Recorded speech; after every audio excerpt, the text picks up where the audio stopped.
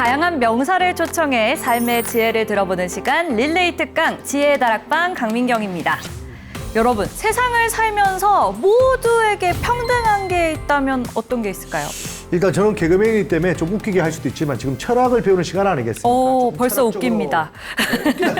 벌써 웃긴데요? 네네. 예. 좀 철학적으로 가겠습니다. 네. 누구에게나 평등하게 주어진 거는 시간입니다. 시간. 시간. 그래서 아무리 많은 부자들도 네. 24시간밖에 못 쓰거든요. 네. 그래서 그들을 가둬놓는 감옥이 생긴 겁니다. 감옥 안에 들어가야지만 그 고통을 느낄 수 있거든요. 자기 마음대로 시간을 못 쓰니까.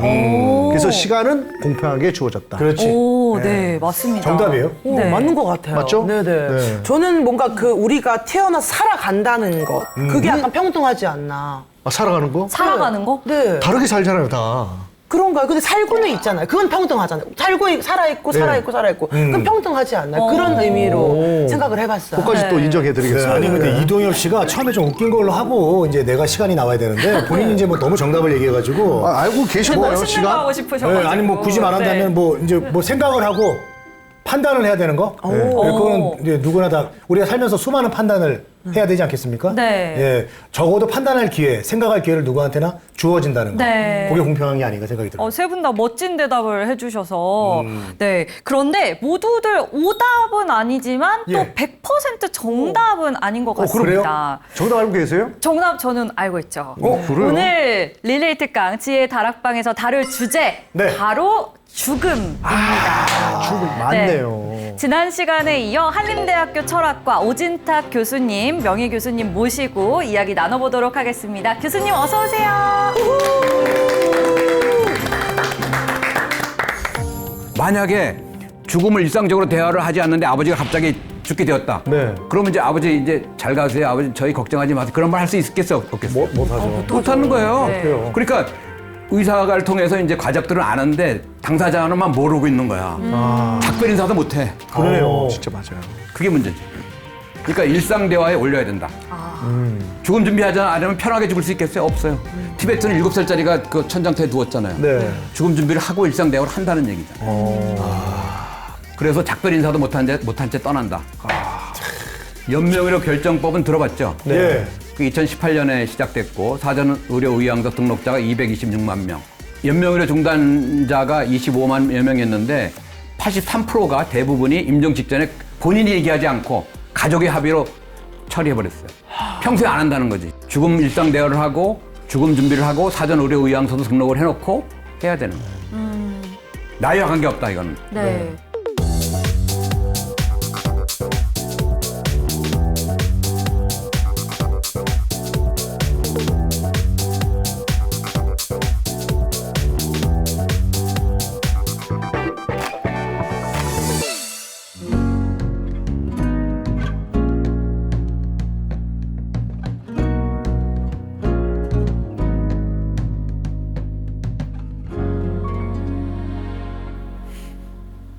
네, 여러분 잘 지내셨습니까? 네, 반갑습니다. 반갑습니다. 뭐 질문 있으세요? 아니, 그 교수님 제가 지난 시간에 정말 그 강연을 듣고 죽음에 대해서 생각을 굉장히 많이 하게 되었어요. 그래서 오늘 또 강연이 굉장히 기대가 되는데요. 오늘 어떤 주제로 또 강연을 해주시나요? 실제로 우리 사회에서 우리 주위의 사람들은 우리나라 사람들은 어떻게 죽고 있는지 그 현실을 한번 그 냉정하게 정확하게 한번 지적하는 문제를 다루겠습니다. 와. 자, 근데 아까 조금 전에 우리 동엽 씨가 시간은 평등하다고 그랬잖아요. 예, 맞습니다. 시간은 평등합니다. 그러나 시간을 어떻게 쓰는지는 불평등합니다. 사람마다 다르겠습니다. 네. 또 죽음 앞에서 인간은 평등합니다. 네 가지로 평등합니다. 네 가지가 뭘까요? 잘 모르겠어요. 어쨌든 죽는 건데. 어떤 죽는다. 자, 누구나 죽는다. 누구나 죽죠. 누구나. 언제나 죽을 수 있다. 네. 어디서나 죽을 수 있다. 그렇죠. 그러나 누가 언제 어디서 어떻게 죽을지는 누가 언제 어디서 죽을지는 미정이다. 모른다. 네 가지로 평등합니다. 아, 네 가지로 평등하지만 실제로 죽는 모습은 불평등, 천차만별이다. 네. 그러니까 잘 죽어야 되는 거죠. 아름답게 마무리하기 위해서 철저하게 노력을 해야 돼요. 아름답게. 아름답게. 여러분들 뭐 주식 투자해도 돈 벌려고 노력하잖아요. 그 노력에 한 뭐 10%, 20%만 해도 해야 되는데 그렇게 안 하는 게 좀 아쉬운 거죠. 네. 자, 오늘 주제로 들어가겠습니다. 우리는 어떻게 죽는가? 2022년에 사망자 숫자가 37만 2,800명. 그렇군요. 근데 좀 이제 코로나 지나면서 많이 늘었어요, 이게 임종자 숫자가. 근데 사람들이 거쳐가는 일반적인 임종 모습은 어떤 건지 한번 제가 조사를 해봤어요. 저기 사진이 이제 어떤 유진 스미스라는 작가가 장례식 전야에 저렇게 이제 죽기 직전에 이제 임종자가 누워 있고 가족들이 이제 쳐다보고 그런 사진이죠. 굉장히 명작입니다, 저게. 병원에서 마지막 시간을 보낸다. 그렇죠. 집에서 임종하기 굉장히 어려워요. 네. 뭐 요양원 가는 게 일반화됐죠. 근데 호스피스도 10%가 안 됩니다, 우리나라는. 호스피스 시설이 부족해요. 근데 4명 중에 3명, 75%가 중환자실, 처치실, 뭐 요양원, 요양병원 이런 데서 임종합니다. 네. 근데 다른 나라하고 비교해 보면 배 이상 차이 나요. 미국은 43%. 그죠? 그러니까 우리나라는 재택 임종을 활성화시켜야 되는 겁니다. 재택 임종을 활성화시키고 그런 시스템을 만들고 또 호스피스도 더 많이 키우고 네. 여러 가지로 많이 부족한 거죠. 그럼 우리나라 국력평가에서 최근에 몇 위 했죠? 뭐 맞춰볼까요, 진짜? 맞춰보세요. 7위? 7위 했습니다. 7위 틀렸습니다. 잘 아는 것처럼 얘기했어요. 이거 기회되겠네요. 6위입니다. 7위 6위. 했어요, 6위. 갑자기. 6위? 아, 아깝습니다. 비슷했네요. 비슷하긴 했어요. 네. 꽤 자신 있게 했잖아요. 네. 참 부끄러워. 근데 둘이서 되게 짠 것처럼 똑같이 얘기해요. 같이 7위 했어요. 경제력이 7위였던 걸로 봐서 저는 그렇게 한 것 같습니다. 이거 세계적인 권위 있는 기관에서 평가했고 6위를 했고 일본이 8위 했어요. 아, 그렇군요. 그러니까 일본이 우리나라보다 그 인구는 많잖아요. 네. 인구가 많고 땅덩어리가 크고 한 걸로 평가하지 않고 이스라엘이나 아랍에미리트가 10위 안에 다 들어왔어요. 우리나라 5천만밖에 안 되잖아요. 그러니까 네. 국력이 6위라는 것을 객관적으로 평가했다는 게 굉장히 높은 겁니다. 네. 그런데 죽음의 질이나 임종자 어떤 그런 현황을 보면 바닥권이다. 삶의 질도 행복 만족도도 바닥권이다. 이건 뭔가 문제가 구조적인 문제가 있는 겁니다. 이게. 자, 그래서 우리 사회에 죽어가는 사람들이 어떤 모습으로 죽어가고 있는지 그런 것 하나하나 말씀드린다고 그랬어요. 죽음은 사회에서 금기다. 그죠? 죽음을 일상대화에 올리지 않는다. 일상대화에 올린 적 있어요? 민경 씨. 뭐 장난이나 농담식으로 말하는 적은 있지만 친구들과 뭐 진지하게 죽음에 대해서 이야기를 나눠본 적은 전혀 없는 것 같아요. 부모님하고도? 부모님하고도 뭐 어머니가 양지 바른 곳에 묻어달라고 하시긴 그 하셨는데 동화책 속에 나오는 얘기죠.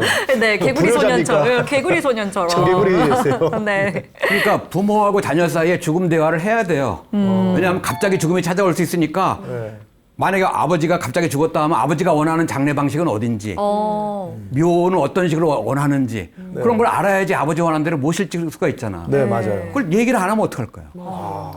근데 의외로 저는 아이가 좀 어립니다. 뭐 예. 7살, 8살 이런 아이들이 네. 죽음에 대해서 잘 모르다 보니까 늘 저한테 아빠 언제 죽어요라고 물어봐요. 왜 그러냐고 물어보면 애들 몰라. 그러니까 뭐 죽음은 대강 이제 다는 아니까 아빠는 언제 죽는 거야? 뭐 이렇게. 궁금하긴 하죠. 되게 궁금한가 봐요. 아빠 죽는 게 아빠도 궁금한가? 몰라요. 아니 아빠가 빨리 죽길 바라는 건 아니겠죠. 그건 아닌 것 같은데 자기 죽는 날이 정해져 있는 줄 알았나 봐요. 그래서 아이들이라서. 그럼 나는 언제 죽어? 아이들이니까. 뭐 이렇게 물어보니까. 그러니까 애들한테도 맞게 펫로스란 말 있잖아요. 애완권의 네. 죽음. 그 애들하고도 대화를 해야 돼요. 그래서 동화책에 죽음 관련된 동화책들이 꽤 있어요. 예. 초등학교 교사들이 모여서 죽음에 대해서, 웰다잉에 대해서, 페트의 죽음에 대해서 주제로 얘기하는 것이 있듯이 애들 나이와 관계없이 애들의 눈높이에 맞게 대화를 해야 돼요. 뭐 해야 되는군요. 그게 안 되어 있죠. 제가 엄청 혼냈거든요. 그래서 혼내면 안 되네요. 애들은 모르잖아요. 어쨌든 유산 너한테 안 주기로 했다 이렇게 뭔지를 모르더라고요. 네. 아, 유산이 줄 게 많은가 보다. 아 없습니다. 빚밖에 없습니다. 네. 자, 그러니까 일상 대화에 올리질 않아요. 우리 민경 씨 아버지가 나보다 조금 어린 나이인데 네. 그런 것을 일상적으로 해야 돼요. 만약에 죽음을 일상적으로 대화를 하지 않는데 아버지가 갑자기 죽게 되었다. 네. 그러면 이제 아버지 이제 잘 가세요. 아버지 저희 걱정하지 마세요. 그런 말 할 수 있겠어요? 없겠어요? 못하죠. 못하는 거예요. 네. 그러니까 의사가를 통해서 이제 가족들은 아는데 당사자는만 모르고 있는 거야. 작별 인사도 못해. 그러네요. 진짜 맞아요. 그게 문제죠. 그러니까 일상 대화에 올려야 된다. 일상 대화에 올리지 않으니까 죽음 준비도 안 하잖아요. 죽음 준비 박건 씨 했어요? 아니요, 안 전혀. 했죠? 예. 지금 죽는 다음에 지금 그리고- 컴퓨터에 있는 거 지금 다 지워야 돼요. 지금 난리가 납니다. 그리고 이제 부모님한테도 그런 말을 잘 못하죠.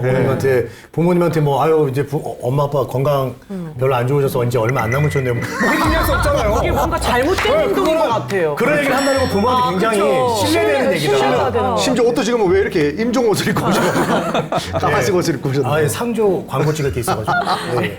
그러니까 일상 대화를 해야 됩니다. 해야지 작별할 때도 작별 인사를 할 수가 있는 거예요. 야, 진짜 옳은 말씀. 그러니까 또 그렇게 안 하니까 죽음 준비도 하지 않아요. 맞아요. 죽음 준비하지 않으면 편하게 죽을 수 있겠어요? 없어요.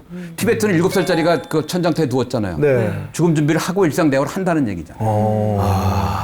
그렇군요. 그러니까 임종 순간에도 죽음을 말하지 않는다. 이게 좀 문제가 심각한 거죠. 그래서 작별 인사도 못한 채 떠난다. 연명의료 결정법은 들어봤죠? 네. 그 2018년에 시작됐고 사전 의료 의향서 등록자가 226만 명. 혹시 해낸 사람 있나요? 없죠. 아, 없어요. 있습니다. 근데 그 노인네만 하는 거 아니에요? 어? 노인네만 하는 게 아니라고. 그렇죠. 우리도 어떻게 될지 모르죠. 그럼 20대에도 30대에도 교통사고든 뭐든? 병에 암에 의해서 할 수가 있어요. 뇌사에 빠질 수도 있고. 그럼. 예. 그러니까 연명의료 중단자가 25만여 명이었는데 83%가 대부분이 임종 직전에 본인이 얘기하지 않고 가족의 합의로 처리해버렸어요. 평소에 안 한다는 거지. 저렇게. 그러니까 죽음 일상 대화를 하고 죽음 준비를 하고 사전 의료 의향서도 등록을 해놓고 해야 되는 거예요. 나이와 관계없다 이거는. 네. 그래서 우리 사회 임종의 일반적 모습을 제가 몇 가지로 정리해봤습니다. 기대 수명은 83.5세. 마지막 17년간 질병을 앓고, 두 번째는 말년에 요양시설, 병원, 중환자실 오가다가 병원 시설에서 죽는다. 진짜 저렇게 살고 싶지 않아요. 그러니까 미리 준비해야 자기가 원하는 대로 죽을 수 있어요. 네. 세 번째, 병원에 임종실이 없다. 병원에 임종실이 없으니까 그 6인실에 거기에 임종하는 환자도 있고, 뭐 가벼운 병 때문에 온 사람도 같이 있는 거야, 그 안에. 네. 네. 왜 병원에 임종실이 따로 없을까요? 그 공간이 생기면 그 공간에 대한 막연한 공포나 기피가 좀 생길까 봐 그런 거 아닐까요? 뭐 그런 것도 있겠지만 중요한 건 병원 쪽 입장에서 네. 돈이 안 돼요. 돈이 안 되잖아요. 돈이 안 아, 돼서 돈이 그래요. 안 돈이 돼서. 네, 아직까지 순수하네요, 이 친구는. 네, 저는 돈이 안 된다 딱 생각하고 있었거든요. 네. 병원 임종실은 몇 년 전부터 지적이 나와서 국립대 병원과 카톨릭 성모병원 계열은 있지만 네. 사립대 병원은 못 만듭니다. 아, 돈이 안 되지. 그래서 병원 임종은 의학적 사건에 지나지 않는다. 인간적인 마무리가 충분하지 않다는 이야기. 그러니까 75%가 병원에서 임종하는데 제대로 된 보살핌을 받고 있지 못하다. 그게 우리 사회의 죽음의 질이고 나아가서 우리 사회의 삶의 질이기도 해요. 죽어가는 사람을 충분히 보살피지 못하는 사회, 그 사회의 삶의 질이 좋겠어요? 그렇죠. 그 사회가 행복한 사회겠어요? 아니거든요. 그리고 현대인의 죽음의 대표적인 것은 죽으면 다 끝난다. 죽으면 다 끝난다는 것을 충분히 고민하고 조사해서 생각하면 좋은데 그렇지 않잖아요. 그죠? 박관 씨는 어땠어요? 저도 뭐 지난 시간에도 말씀드렸는데 그냥 막연히 내가 죽으면은 그 이후의 삶은 솔직히 의미가 없잖아요, 저한테. 그래서 본인들이 다 스스로 내가 죽으면 이 세상도 끝난다라는 생각을 하고 사는 것 같아요. 그렇지. 막연히. 예, 예. 근데 저희는 성인이니까 저희가 죽으면 끝난다 생각하잖아요. 저는 근데 아까도 계속 강조하지만 제 애들을 키우다 보니까 불의의 애들이 혹시라도 어떤 일이 벌어지면 저는 못 살 것 같거든요. 저도 같이 살지 못 살 것 같아요. 그래서 그런 생각할 때마다 애가 어떻게 잘못되면 나는 어떻게 삶을 이어갈 것인가에 대한 고민은 엄청 많이 하고 있는 중입니다. 네. 아까하고는 얘기가 좀 많이 달라졌어요. 애가 행복의 근원이시네. 아, 저는 사실 좀 그런 거 있어요. 네. 애가 없으면 저의 삶의 질도 다 달라지죠. 망가질 거라고 저는 지금 생각합니다. 말씀하시는데 눈가도 약간 눈물이 촉촉해지셨습니다. 살짝 네. 날 뻔했어요. 애를 우리 사회가 이것도 잘못된 거예요. 애를 낳으면 그것이 돈이 얼마 주고 이것만 계산하는 것이 아니라 네. 돈을 따져서 결혼하고 뭐 어떻게 하고 애 낳고 하는데 그게 아니에요. 그 이전에 행복의 근원일 수가 있어. 그게. 맞아요. 삶이 달라져요. 그러니까 어떤 사람은 50대가 됐는데 결혼 안 하고 애도 없으니까 20대하고 똑같아. 네. 근데 이제 결혼해서 애 낳고 애 때문에 잠도 못 자고 병원도 가고 막 이렇게 막 그 여러 가지 시달리고 보면서 어른이 되는 거라고요. 맞는 것 같습니다. 네. 자, 다시 이제 원래 여기로 들어가겠어요. 네. 그러니까 죽음은 다 끝난다고 생각하고 죽음이 언제든지 찾아올 수 있다고 생각하지 않는다. 죽음이 언제든지 찾아올 수 있다고 생각하는 사람이 사는 삶의 태도하고 그렇지 않은 사람하고는 다릅니다. 그렇죠. 사실 맞아요. 맞는 것 같습니다. 저희는 영원히 살 것처럼 살고 있잖아요. 그렇죠. 영원히 살 것처럼. 맞습니다. 돈이 전부인 것처럼 살고 있잖아요. 네. 아니 죽을 때 돈 못 가져가잖아요. 돈이 전부가 아닌 거예요. 그렇죠. 맞아요. 우리 사회에는 가치 기준이 딱 하나 있습니다. 그게 뭐죠? 돈으로 이렇게 돈이지. 좀- 경제 중심의 사고 방식만 있어. 네. 경제 중심의 사고 방식 위에 또 다른 가치관이 있어야 되는 그게 없어요. 그런 사회는 행복할 수가 없어요. 돈이면 다 되는 사회잖아. 그런 가치관을 잃어버린 사회가 한국 사회예요 지금. 그러니까 행복할 수가 없어요. 네. 그러니까 결혼도 안 하고 애도 안 낳고 그렇잖아요. 맞나요? 동엽 씨는 애가 행복의 근원이네. 저는 네 그렇다 봐야죠. 네. 야 많이 어른들어졌네. 아우, 진짜. 그리고 아내도 너무 사랑하기 때문에. 네. 여보 사랑해. 네. 네. 텔레비에 나왔을 때 얘기가 좀 다르죠. 아 교수님. 대기실에서는 좀 다르거든요. 교수님 형님 가정을 지켜야 됩니다. 네. 좀 농담을 했어요 제가. 네. 자, 그러니까 죽음 준비를 하지 않는다. 맞아요. 죽음을 일상 대화에 올리지 않는다. 저 포스터를 보세요. 지 베르덴 스테르벤이 독일어인데 당신은 죽게 된다라고 독일 거리에 붙어 있는 포스터고 공영방송에서 한 달 동안 죽음과 함께하는 삶을 했어요. 지금 이 죽음 준비나 죽음 대화는 개인적 차원에서 하기 어려워요. 공영방송에서 네. 일주일이고 한 달이고 1년에 네. 해야 돼요 캠페인을. 오. 근데 캠페인 로고치고는 너무 무섭네요. 네. 당신은 죽게 된다. 사실이니까. 협박이 아니에요. 맞아요. 협박이 아니 절대로 협박하는 게 사실만 얘기합니다. 언젠가도 아니고. 그럼 그냥 당신은 죽게 된다고 독일 저 공영 방송에서 했잖아요. 네. 좀 삶의 질이나 뭐 문화가 좀 바뀌나요? 바뀌죠. 바뀌었어요? 바뀌죠, 좀 바뀌죠. 제가 자살 예방을 죽음을 가르침으로써 자살이 예방이 된다니까. 실제로 제가 20여 년간 했어요. 그리고 자살 예방 자살 시도자 사례집 책도 있어요, 제가. 죽음을 가르치면 자살 예방은 거저되고 삶의 질이 바뀐다. 예전에 저희 강연 오셨던 선생님도 네. 우리는 죽어가고 있는 중이다라고 하셨잖아요. 아 그렇죠. 네. 그게 사실이잖아요. 지금도 죽어가고 있는 중이다고. 네. 아이고. 오늘이 제일 젊네요. 그러면. 그렇지. 갑자기. 벌써 마음가짐이 바뀌시고 바뀌네요. 있는 확 것 바뀌네요. 같습니다. 얘기 듣다 네. 보니까. 8가지 임종 모습을 제가 정리했습니다. 네. 간단하게. 쉬운 말로. 그것이 바로 우리 사회의 죽음의 질을 상징하는 것이고 나아가서 우리 사회의 삶의 질을 상징하는 거다. 그러니까 우리 사회의 삶의 질이 안 좋을 수밖에 없어요. 죽음의 질을 개선하기 위한 사회적 노력, 개인적 노력을 하지 않으면 삶의 질은 올라가지 않습니다. 국민소득은 올라가죠. 예. 국민소득 올라가는데 행복 만족도는 떨어져. 그게 그래요. 바로 죽음을 빼놓고 삶에만 올인하기 때문에 그렇습니다. 야, 근데 1892년이나 지금 2024년이라 삶은 거의 비슷한데. 저 퇴근길 지하철에서 네. 많이 본 그러니까. 모습인 것 같습니다. 저기 재곤 형도 보이는데요. 네. 저 있네요. 가운데 있네요. 저는 어쩌다가 이제 서울에 지하철 오면은 젊은 사람들은 다 핸드폰이에요. 맞아요. 참 이게 참 너무 지나친 것 같아. 맞아요. 특히 이제. 근데 우리나라만 그런 게 아니라 전 세계가 전 지금 세계적인 다. 현상. 제가 얼마 전에 일본에도 갔는데 지하철 안에 전부 다 핸드폰 보고 계시더라고요. 옛날에는 일본은 만화책 봤거든요. 네. 사람 책 봤는데 네. 요새 스마트폰으로 바뀌었나 보네요. 요새. 네, 다 스마트폰 보고 있더라고요. 네. 그래서 불행한 임종을 바꿔야 됩니다. 네. 불행한 임종 모습 8가지. 바꾸기 위해서는 우리는 사회적으로 어떤 노력을 하고 있나요? 사회에서 크게 노력하는지 잘 모르겠는데요. 사회에서 노력하는 거 거의 없어요. 딱 하나 있는 거 바로 2018년인가 17년에 사전 의료 연명 의료 중단법을 만들고 그래서 사전 연명 의료 의향서 보급하는 것만 하고 있죠. 그거 보급한다고 바뀔까요? 그거 별로 바뀌지 않아요. 근데 그거를 보건복지부나 건강보험공단이나 이런 데서 캠페인하고 언론하고 같이 하는데 아름다운 마무리는 사전 의료 의향서만 작성하면 된다. 이렇게 캠페인을 했어요, 언론에서. 네. 근데 그때 되게 굉장히 많이 화가 났어요. 그게 국민 사기극이었어요. 그거 사전 의료 의향서 하는 거 중요해요. 그것만 하나 도장 딱 찍으면 아름다운 마무리가 되나요? 쉽지 않아요, 아름다운 마무리. 행복한 죽음, 행복한 삶 쉽지 않아요.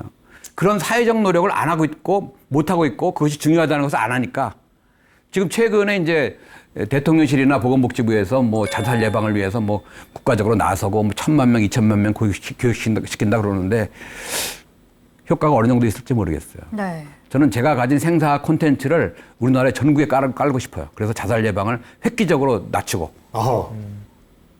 그래서 다른 나라에도 수출하고 네. 그렇게 할 수 있어요. 그걸 제가 개발했으니까. 네. 자, 웰다잉 문화를 왜 형성해야 되는가? 삶에 행복이 있는 거로 생각, 행복한 삶만 생각해요. 네. 죽음에도 행복이 있어요. 오. 뭐죠? 죽음에 있는 행복은 뭐야? 호상인가요?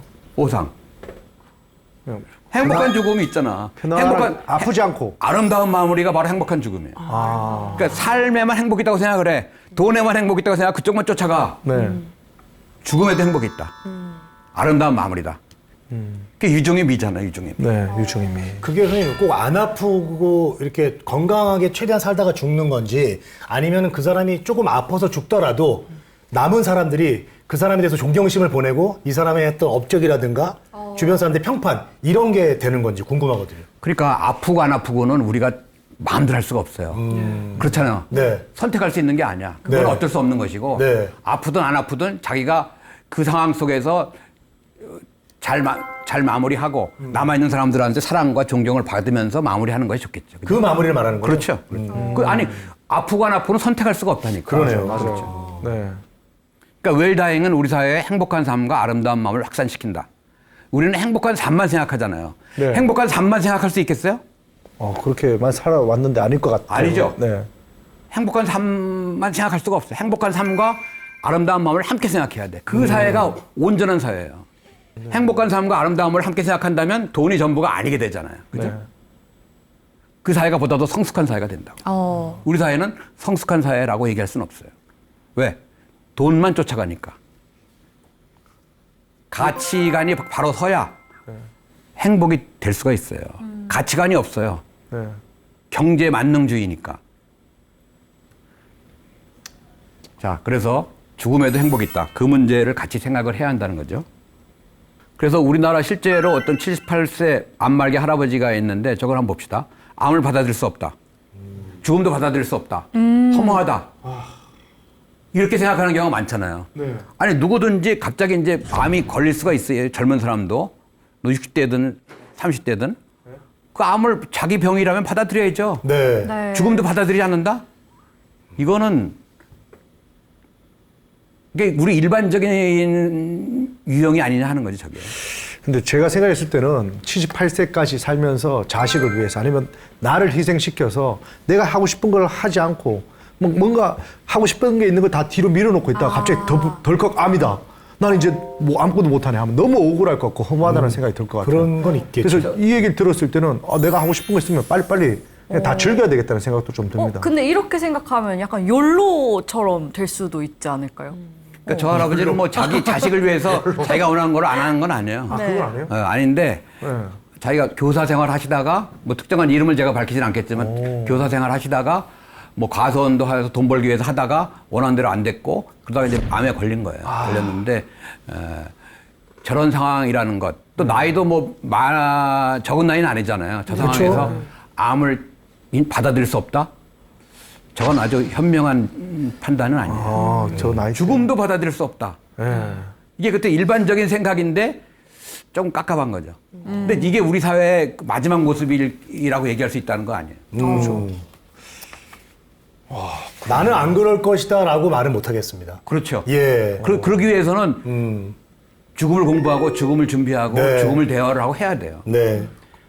그러니까 죽음 앞에서는 장담하면 안 돼요. 그렇다고 죽음을 공부했다고 이제 78에 암 걸렸으니까 아싸 암 걸렸다 이제 드디어. 아유, 그런 거는- 나 이제 죽는다 이제 뭐 이럴 수는 없잖아요. 말이라도 그렇게 하면 안 돼요. 무서울 것 같긴 해요. 무섭죠. 내가 그러면 약간 뭐 암을 이렇게 공부한다 해도. 받아들일 수 없다 이건 아니더라도 약간 조금 무섭다 이 정도는 그렇죠. 느껴보는 그런 거 있을 수 거예요. 있지. 그런 거 있어요. 죽기는 싫지만 받아들일 수밖에 없는 거지. 그렇지. 그러니까 이제 뭐 받아들일 수 있을까? 병에 걸리면 받아들여야죠. 아니 죽음을 네. 받아들일 수 있어요, 없어요? 못 받아들여요 지금까지는. 지금까지 네. 지금도 네. 전에 포함해서 받아들여야 돼요. 나도 받아들여야 돼요. 언제 찾아오더라도 그래 어쩔 수 없는 상황이 왔구나. 그게 죽음 준비예요. 아유 좀 어렵다 선생님. 너무 어렵다. 그 쉬운 일 아니고 티베트 사람 7살짜리가 왜 거기 눕겠어? 그러니까요. 그거는 너무 와닿더라고요. 그러니까 깊이가 달라지는 거예요. 삶과 죽음을 어떤 물질적인 것, 경제적인 것, 육체적인 것 이것만 보다가 좀 더 깊이 있는 철학과 어떤 티베트인들한테는 불교가 되겠지. 그런 것들이 있는 거죠. 쉽지만은 않을 것 같습니다. 자, 티베트는 달랐다. 이 76세에 된 이 부부가 있어. 탐진 달켓 부부. 내가 다큐 촬영 가서 그렇게 한번 봤는데 죽음에 대한 두려움 전혀 없어요. 그래요? 맨날 기도해, 수행을 해. 길에서.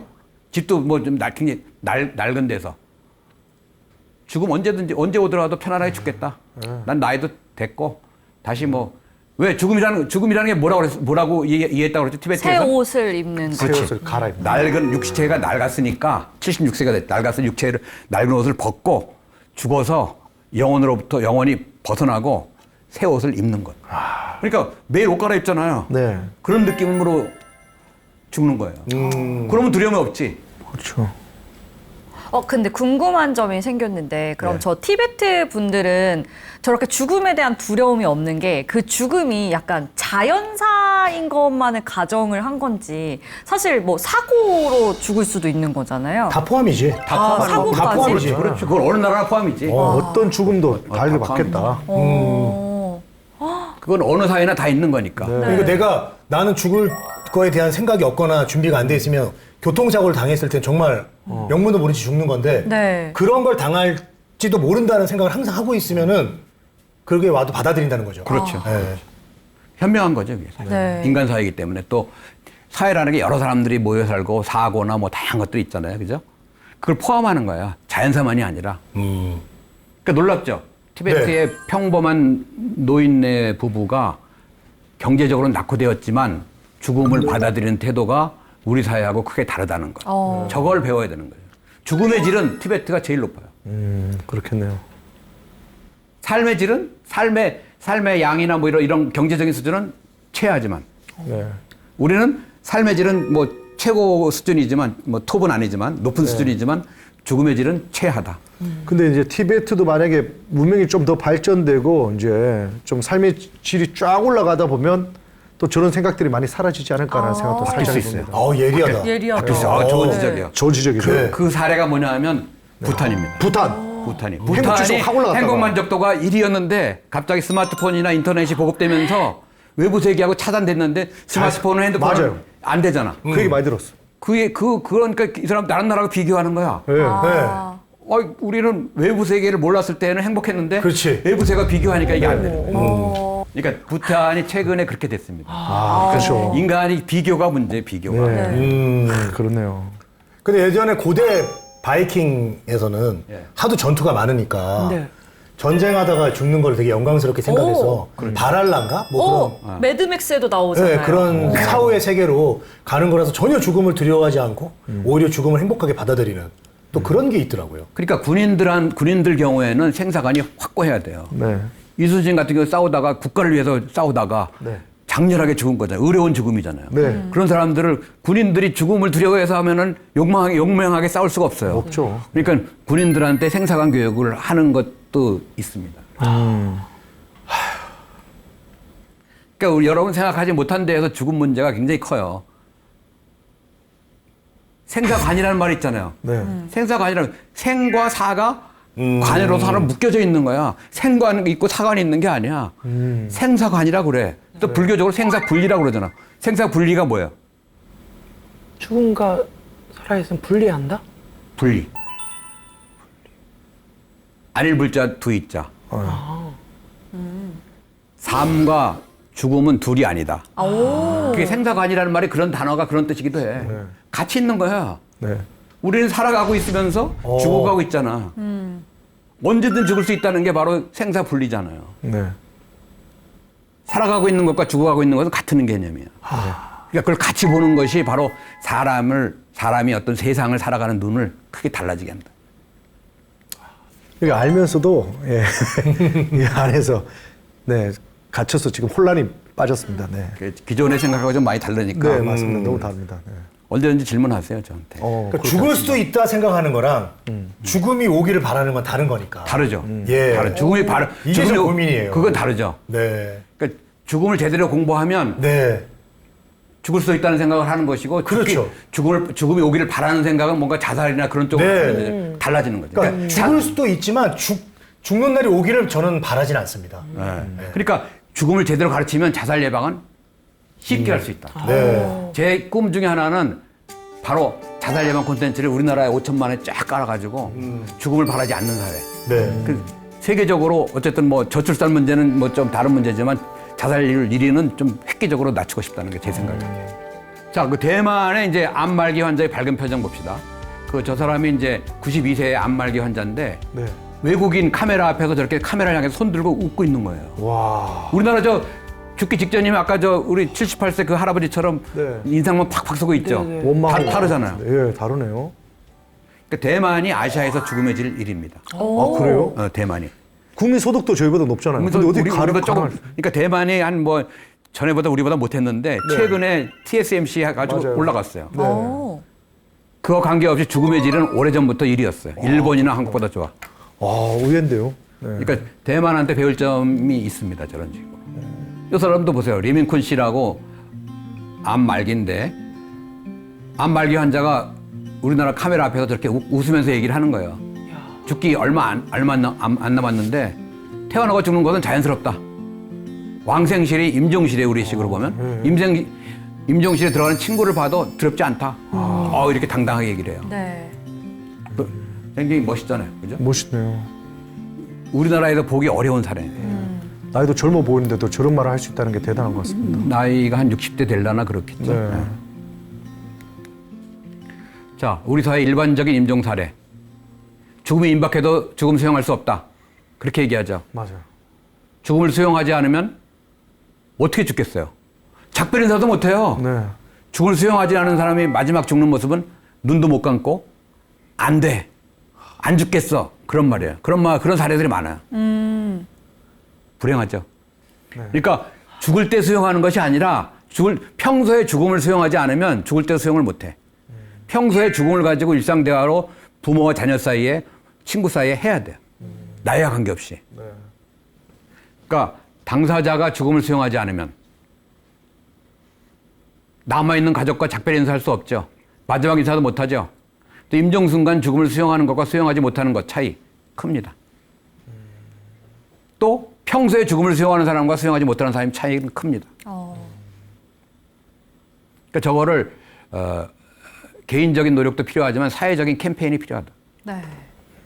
근데 좀 궁금한 게 캠페인을 할 때 뭐 어떤 식의 캠페인을 해야 사람들이 받아들일까요? 지금 우리 교수님 얘기를 한 2주째 듣고 있지만 크게 막 뭐 어떻게 죽음을 맞이해야 될지에 대한 그러니까 다양한 것들이 있죠. 뭐 또 이런 식으로 이제 대담, 뭐 대담식으로. 질의응답도 필요하고, 네. 아니면 호스피스 시설에 가서 네. 그쪽을 견학하는 것도 필요하고, 네. 또 임종하는 사람을 보살피는 어떤 그런 다양한 사람들이 출연해서 그쪽 사례를 얘기하고 다양한 방식이 있어요. 네. 그래서 예를 들면 뭐 공모전 같은 거 필요하죠. 웰다잉의 공모전.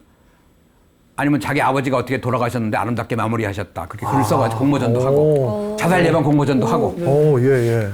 다양한 게 많아요. 그런 거를 뭐 국가적으로는 제 생각에 한 달은 길다면 일주일 동안 날짜를 정해서 네.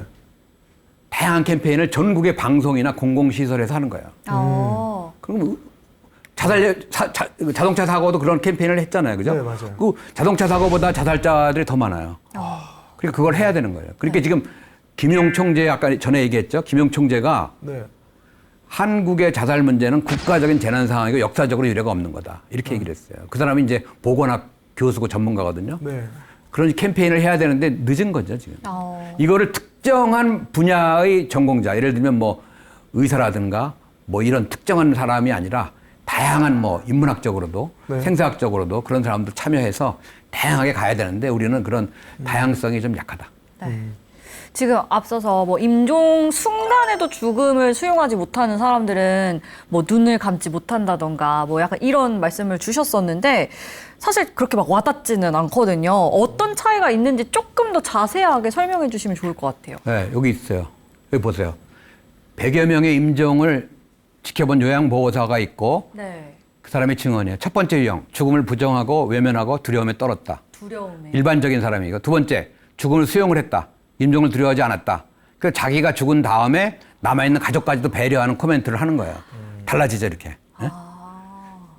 당사자가 저렇게 죽음을 수용을 해서 임종을 하면 남아있는 가족도 덜 힘들겠죠, 그죠? 네. 그런 식의 차이가 느껴져요. 헉, 그렇겠네요. 남은 가족들이 조금 마음이 덜 아플 그렇죠. 것 덜 아프죠. 덜 같다는 아프죠. 생각이 드네요. 근데 그런 일이 있었어요. 어떤 사람이 이제 죽음에 대해서 좀 관심도 있고 뭐 있었는데 그 아버지가 죽는 상황에 처했는데 죽지를 않아. 근데 의학적으로 좀 이상해서 왜 그러냐 했더니만 딸이 아버지가 우리 남아있는 아들, 딸을 걱정해서 못 죽는 것 같다. 그래서 이제 전문가한테 전화를 했어요, 의사한테. 그래서 그 의사한테 전화해서 아버지가 임종을 해야 되는 상황인데 임종을 못하고 있다. 아버지는 뭐 의사 선생님 죽음에 대한 책을 많이 읽었고 애독자다. 한번 시간 내서 아버지한테 와서 얘기해달라. 이제는 뭐 편안하게 돌아가셔도 된다. 남아있는 가족은 걱정하지 않으셔도 된다. 그런 말씀 좀 해달라 그러니까 이 의사가 잘 모르는 사람이 전화 오니까 또 애독자가 그런 상황이라고 하니까 밤에 시간 내서 갔어요. 중환자실에 가서 만나서 이제 제가 누군지 아시면 눈을 깜빡여 보세요. 그러니까 눈을 깜빡했어. 알아본 거야. 그래서 그런 말에서 죽음은 끝이 아니다. 죽은 다음에도 당신의 영혼은 다른 세상으로 떠날 것이다. 남아있는 가족을 걱정하지 말고 편안하게 임종하셔도 된다. 내 말을 알아들었으면 눈을 깜빡여달라. 그러니까 눈을 또 깜빡했어요. 그러고 이제 나갔어요. 나가서 이제 며칠 뒤에 이제 딸한테서 전화 왔어, 병원에. 박사님 오신 다음에 아버지가 편안해졌고 3일 뒤에 임종하셨습니다. 감사합니다. 그런 일이 있어요. 그러니까 임종 직전에도 사람들은 들어요. 사람들은 귀가 뭐 늦게까지 작동을 해서 그런다는데 귀만이 아니라 영혼이 있기 때문에 듣는 거예요. 죽어도. 그러니까 죽는 순간부터 우리 사회에서 벌어나는 일이 뭐가 있죠? 죽기 직전이나 죽은 다음에 벌어지는 일이 뭐예요? 몸이 차가워지고. 유산 싸움이 벌어지잖아요. 유산소. 현실적이네요. 네네. 그거를 돌아가신 죽고 있는 아버지 어머니가 다 보고 있어요. 그러니까는 죽은 다음에도 보고 있어요. 언행을 조심해야 돼요. 함부로 죽으면 끝이니까 뭐 멋대로 살겠다 이렇게 생각하지 마시고 죽어가는 부모님 마음도 생각해야겠죠. 자, 그래서 이제 마무리하겠습니다. 웰다잉은 죽음의 질만 향상시키는 것이 아니라 삶의 질도 향상시킨다. 우리 사회에서는 왜 삶의 질과 행복 만족도가 낮은가?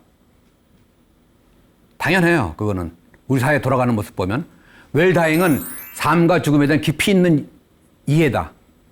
웰다잉이 우리 사회에 갖춰져야지만 우리 사회의 삶의 질뿐 아니라 죽음의 질도 향상시킬 수 있다.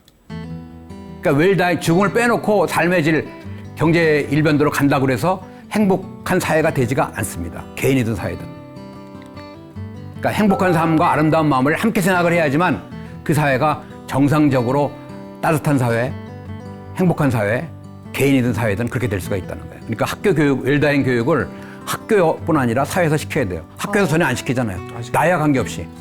사회에서는 노인들한테만 조금 시켜요. 근데 체계적으로 교육시키고 있지 못해요. 전문가도 부족하고. 그 문제를 공적인 언론이나 공공 교육 영역에 생각을 해야 돼요. 그런 생각을 못하고 있어요. 그러니까 웰다잉은 죽음의 질만 향상시키는 것이 아니다. 삶의 질도 향상시킨다. 그 이야기를 제가 마지막으로 말씀드리고 이것으로 마치겠습니다. 네, 감사합니다. 네, 감사합니다. 누구에게나 평등하게 찾아오는 죽음, 그 아름다운 마무리를 위해서 미리미리 준비해야 할 것 같습니다. 오늘 순서 여기까지고요. 지혜의 다락방 함께해 주신 여러분 감사합니다. 다음 시간에 또 만나요.